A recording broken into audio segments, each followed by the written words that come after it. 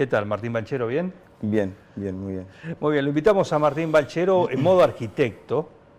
En modo arquitecto, ¿por qué? Porque el otro día, cuando hablamos con Tower Beatty, su colega, bueno, también le interesó el tema del urbanismo y el tema del patrimonio arquitectónico que cada ciudad tiene, y 9 de Julio no es la excepción, y justamente lo puso en manifiesto el incendio en los galpones del ferrocarril. Dame tu visión sobre lo que escuchaste el otro día con tu colega, con el gran Tago, y en relación a esto, a qué se hace o qué no se hace o qué se debería hacer con el patrimonio arquitectónico, ¿no? Que uno lo llora o escuchás voces cuando pasan cosas como esta. Sí, sí, muy en línea con Tago, obviamente. Desde el Colegio de Arquitectos tenemos reuniones seguidas, previas al incendio, obviamente, sobre muchas cosas. Y bueno, lo primero que uno sintió el día del incendio, yo no estaba el 9 de julio, me enteré por las redes sociales, una gran angustia por un edificio con una riqueza arquitectónica importante, invisibilizado. La verdad que yo creo que el 90% de los neojulienses nunca le había prestado atención y es una pérdida irreparable. Ante esta pérdida me parece que no está bien buscar mucho el tema de culpable, qué pasó, qué hubiese que haber hecho. Por ahí sí un tiempo para que no vuelva a pasar, pero sí me parece que el fuego nos tiene que poner de manifiesto cómo seguimos actuando como sociedad y sobre todo como Estado municipal. Me parece que hay dos temas muy importantes de ejecución inmediata por parte principalmente del Estado municipal, y es un tema complejo de agenda y de gestión política, pero que tiene que estar sobre la cabeza, obviamente, el Estado municipal. Una de esas dos patas me parece que en forma cuasi urgente debemos hacer un informe técnico de todos los edificios que hay el 9 de julio, sobre todo los edificios públicos, semipúblicos, en el estado en que se encuentran. Un informe técnico regular o formal, como se llama, y en los que se vea que haga falta un informe técnico fundado, Y no solamente de la parte tectónica, sino también del uso... ¿Qué es un informe técnico fundado? Es con cataterismo, con pruebas, con ensayo, donde se ve más allá de la estructura visible y se puede saber si la estructura está en condiciones de soportar, si hay un envejecimiento que actualmente se puede congelar o si va a seguir actuando y si hay que hacer algo antes de determinada actuación. Es un informe técnico con un poquito más de profundidad. Y digo, no solamente de lo tectónico, sino también del uso que se le está dando, de cómo se lo está manejando, si está a la intemperie, si es tierra de nadie, como se llama vulgarmente, para que no pasen estas cosas. Normalmente cuando un edificio tiene un uso regular, intensivo, no pasa esto que es más propio del abandono en que tenía ese estado. Entonces, por un lado me parece que a nivel partido de 9 de julio, va el tema del informe técnico y de un estado, de tener un mapeo de cuáles son los edificios. En gran parte son de ex tierra del ferrocarril, pero hay muchos edificios, incluso algunas cosas que son provinciales, nacionales, semipúblicas, pero que el Estado municipal debe actuar. Y en el otro sentido, la otra mitad es lo que hacemos con el sector ese comprendido entre la General Paz, Rastreador Fournier, Frondizi y Mendoza. Es un sector que desde el Colegio de Arquitectos nos venimos pronunciando desde hace mucho tiempo, incluso cuando yo no era arquitecto, ya el colegio se venía pronunciando, pero se hizo un estudio muy importante en el año 2012, un proyecto, es un libro grande, de qué pasa con esa zona, que hoy es una barrera, que 9 de Julio, que está pensado como una sola ciudad, tiene hoy esa barrera que lo divide en dos. Si uno ve el 9 de julio, no el fundacional de las Cuatro Ríos o el de la Avenida Circunvalación, sino el 9 de julio actual, con sus límites, que son el Canal Mercante, la Ruta Nacional 5, la Trocha Angosta o el ferrocarril Compañía General de Buenos Aires y la Ruta Provincial 5, tiene dos ejes naturales que lo dividen en cuatro. Uno es el conocido eje Agustín Álvarez, que es desde el acceso al Provincial, el acceso a Arturo Ares, Agustín Álvarez y parte del... Hasta el Aeroclub. del Aeroclub, del acceso a Walter Anka, y el otro es la Urquiza o la vía del ferrocarril Sarmiento. Y lo que pasa en el eje Agustín Álvarez es que uno pasa de un lado al otro del Agustín Álvarez y no siente que pase nada a nivel urbano, y sí lamentablemente pasa en el eje de las vías del ferrocarril. Y va a seguir pasando, va a seguir pasando porque la vía es un hecho puntual y un hecho importante que tiene sus consecuencias morfológicas y urbanas. Lo que tenemos que ver del urbanismo es si eso va a seguir siempre siendo una barrera perjudicial para el desarrollo urbano para 9 de julio, o lo revertimos y empieza a ser un elemento de unión. Este proyecto que te menciono, que es un convenio del Colegio de Arquitectos con el municipio ya por el 2012, habla justamente de convertirlo en un polo educativo, cultural, de recreación, etcétera, para que eso que hoy es una barrera empiece a ser el vínculo de unión de toda la ciudad, porque hay una sola ciudad. No deberíamos llamar ciudad fundacional y ciudad nueva, sino que el 9 de julio está concebido como una sola ciudad. Entonces, me parece que el intendente también podría agarrar ese proyecto que ya tiene 10 años, y en urbanismo a veces mucho, pero agarrarlo porque tenés una diagnosis muy grande, un trabajo de relevamiento muy grande, ideas, fuerzas que pueden ser tomadas. El colegio nunca va a ser un proyecto porque sería justamente salir a competir en forma ilegal con la matrícula. Claro. Pero sí los intendentes más avanzados toman esos proyectos para llamar a concursos provinciales, nacionales, internacionales, como se hace en otras ciudades. Es mucho lo que se ha hecho a nivel nacional en distintos lugares del ferrocarril. Yo siempre pongo el caso de Trenquelauquen porque es el mismo caso de 9 de julio, un ferrocarril que está andando. Digo, es muy distinto el caso del ferrocarril de La Trocha, que es un ferrocarril muerto, entonces las concesiones nacionales son otras, pero digo, en el Trenquelauquen, en la vía, hubo un intendente hace mucho tiempo, Barracha, con una decisión política muy grande, y convirtió un lugar en el cual era un asentamiento donde se llevaban las motos robadas, etcétera, en el lugar más lindo hoy de Trenquelauquen. Y me parece que es por ahí lo que tenemos que hacer hoy, sabiendo de la complejidad del tema. En ese sector que yo te nombro hay sectores que son municipales, sectores que son provinciales, nacionales, que las concesiones son distintas, hay usucapión, hay gente que lo está usando pero porque tenía una concesión que fue vencida pero no hay con quién renovarla. Y pareciera ser a veces que cuando algo es complejo no se hace nada, y es justamente lo que hay que hacer de la política, es avanzar en gestionar, en juntar a todos los estamentos que tienen incidencia en la cosa para ver qué hacemos en un lugar que hoy 9 de julio lo está padeciendo y que debería ser el lugar de 9 de julio. ¿Y no tiene que ver con la planificación urbana? Sí, justamente, sí. O el hecho, esto no enmarca que no hay una planificación urbana, por lo pronto, para que incluya dentro de la misma esta cuestión. Tenemos este sector, tenemos esta edificación, bueno, a ver cómo la incorporamos, qué uso le damos para, justamente, más allá de esto de la división, que es un punto importante, pero decir, bueno, tenemos este predio, tenemos esta construcción histórica, con un valor arquitectónico un montón, pongámoslo en valor, démosle un uso social, el que sea, ¿no? El que sea, un centro cultural, no sé, un polo gastronómico, no sé, lo que se ocurra, lo que se pueda hacer. Y lo que decía Tau, y quería ver si vos coincidías también, es que cosas así o hechos así que se han hecho en otros lugares, y nosotros mostramos algunos ejemplos el martes pasado con él, siempre fue con una combinación público-privado. Sí, ¿Es tan imposible hacerlo acá esto? Pareciera que sí, pero es que no hay otra forma, no hay otra forma.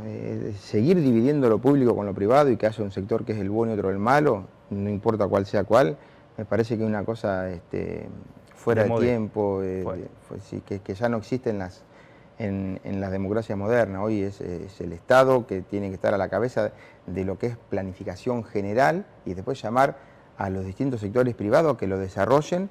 Distintas cosas, desarrollar la cultura, la educación. Es muy interesante lo que está haciendo el gobierno municipal con el desarrollo del polo productivo, es muy interesante.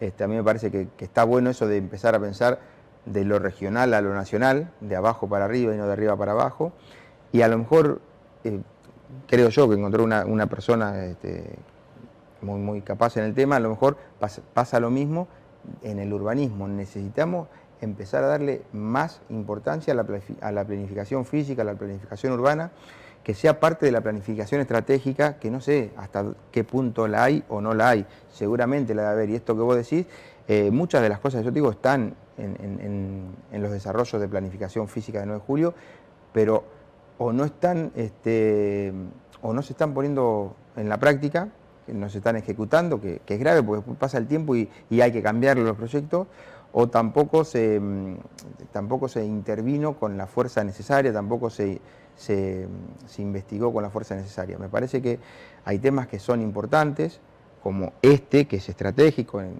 final del año pasado, hace pocos meses, hemos terminado otro convenio en el cual participaron más de 20 arquitectos.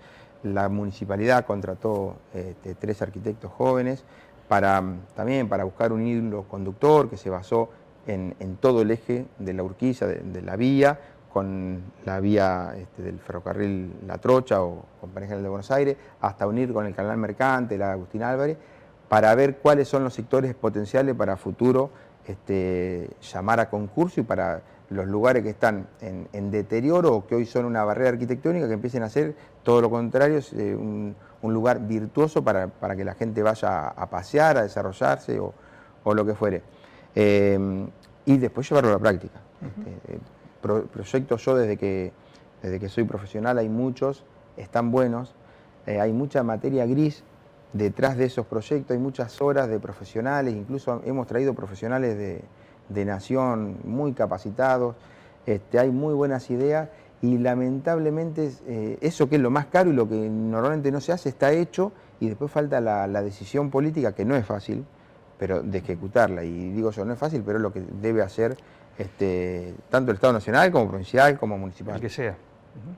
Y en ese desarrollo que vos decís, y el otro día lo hablábamos también, ves todo lo que se hizo desde el Puente Negro con los distintos paseos. ¿Sí? Indefectiblemente se llega a La Trocha, al edificio, otra joya arquitectónica. ¿Va a ser una barrera o va a ser el próximo objetivo? No, como objetivo no es el próximo, es un objetivo ya incluso anterior al que te estoy hablando. Mirá, lo que pasa con la vía del...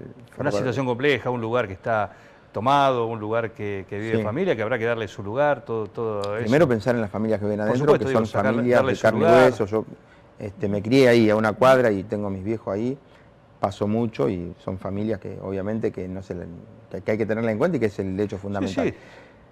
Pero digo, también es raro que en esta vía de Trocha Angosta del Compañía General de Buenos Aires está la mejor y la peor estación a 15 kilómetros de diferencia de todo el país, la de Patricios y la de 9 de Julio.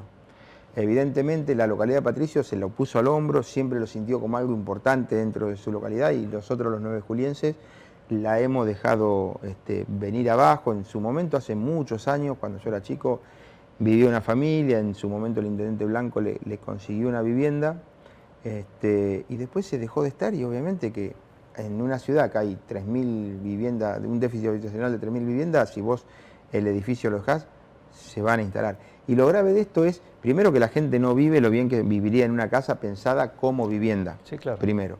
Y después un edificio público, que hay pocos en el país, con una riqueza arquitectónica, con un patrimonio arquitectónico importante, se venga abajo. Y la verdad que la riqueza de los neojulienses pasa por muchos lados, por la realidad económica, la realidad social, pero también pasa por el patrimonio histórico que tenemos.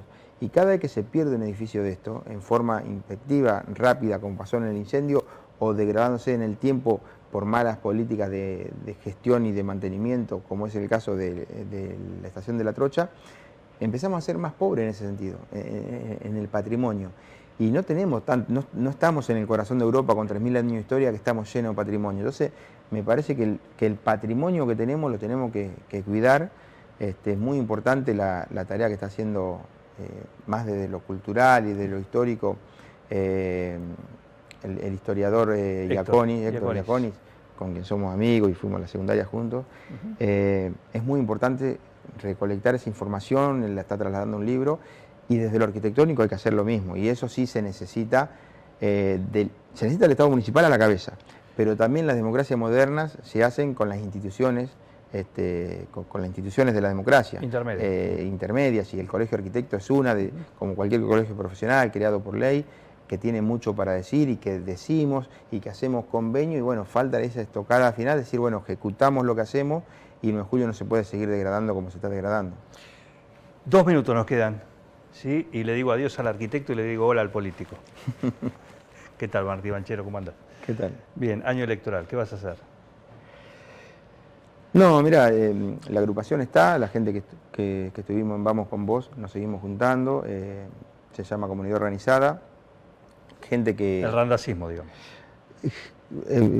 Naturalmente gente de rondacismo, pero está viniendo gente de otros lados que ve una capacidad de participación que por ahí no tiene en otros grupos, porque tenemos esta libertad, ¿no? En nuestra agrupación nadie está en algún lugar recibiendo algo de algún lugar del gobierno nacional, provincial y municipal. Entonces te da la libertad de poder decir y hacer determinadas cosas que en otros lugares es entendible. No se puede porque si vos tenés 40 militantes y 25 trabajan en el Estado, cobran un plan, lo que fuere, evidentemente tienen que responder a otros intereses. Entonces eso hace que vengan muchos nuevos militantes y sinceramente uno siempre quiere hacer algo. En mi caso, yo hoy soy dirigente del Colegio de Arquitectos y me absorbe realmente mucho tiempo.